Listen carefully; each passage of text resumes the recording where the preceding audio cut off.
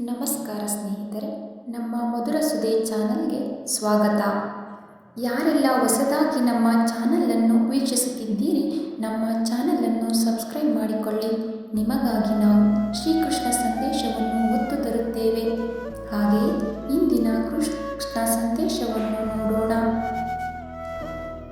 ಅಧರ್ಮದ ಹಾದಿಯಲ್ಲಿ ಯಾವ ಅಡೆತಡೆಗಳು ಇರುವುದಿಲ್ಲ, ಆದರೆ ಅದು ಸೇರುವ ಗುರಿ ಮಾತ್ರ ನರಕ.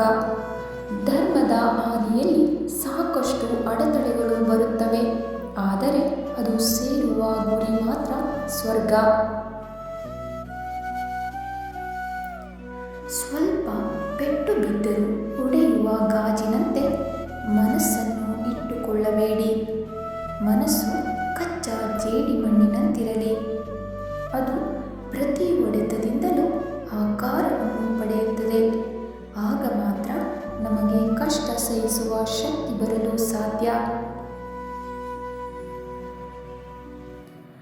ಒಂದು ನೋವಿನಿಂದ 1000 ಹನಿ ಕಣ್ಣೀರು ಹಾಕಿದೆ ಎಂದು ನೊಂದುಕೊಳ್ಳಬೇಡ.